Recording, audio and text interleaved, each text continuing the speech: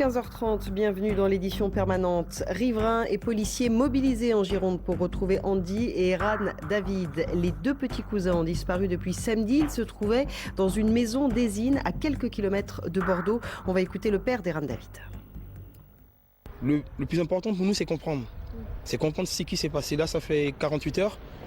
À 18 heures, ça fait 48 heures. C'est vraiment comprendre ce qui s'est passé. Comprendre qu'est-ce qui est passé dans la tête de mon fils pour qu'il puisse sortir et aller aussi loin d'une maison qu'il ne connaît pas. J'ai aucune piste, on est totalement désabusé. C'est le noir total, c'est l'indignation totale. On a l'impression que tout est fait et en même temps rien n'est fait. Nous ne savons pas. Nous sommes totalement désabusés. La mère des enfants et moi, on est désabusés. Alors un gros dispositif a été mis en place. On va faire le point sur l'avancée des recherches avec Laurémia, Jérôme Rampenou et Pierre Trouvé. Le dispositif de recherche augmente au fur et à mesure que les heures passent.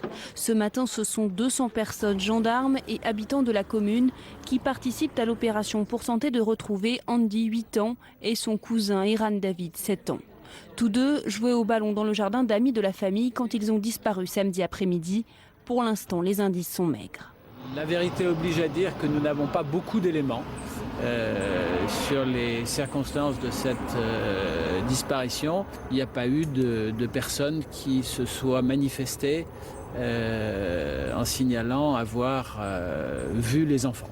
40 heures, ça commence à être critique, monsieur le préfet. Disons que nous sommes préoccupés.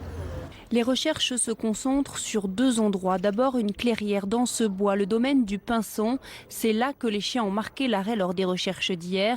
Un endroit assez fréquenté par les joggeurs et les promeneurs, situé à 1,5 km de l'endroit où les garçons ont disparu. Également contrôler les environs de cette pharmacie située à l'orée du bois. Les chiens là aussi se sont immobilisés.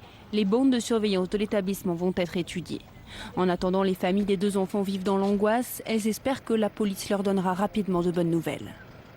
Voilà, et les circonstances de ces 2 disparitions, vous venez de l'entendre, restent très floues. On va écouter la maire de la ville qui revient sur les dernières hypothèses des enquêteurs.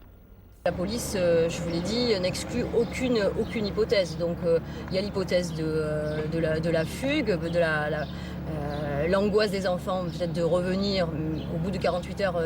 Je pense que ça commence un peu à s'estomper, cette hypothèse-là. Il y a l'hypothèse de l'accident, les enfants sont peut-être blessés quelque part. Il y a l'hypothèse peut-être effectivement de l'enlèvement. Voilà, on peut rien exclure. De nombreux habitants ont sillonné la ville hier à pied, en vélo et ont souhaité nous apporter leur contribution.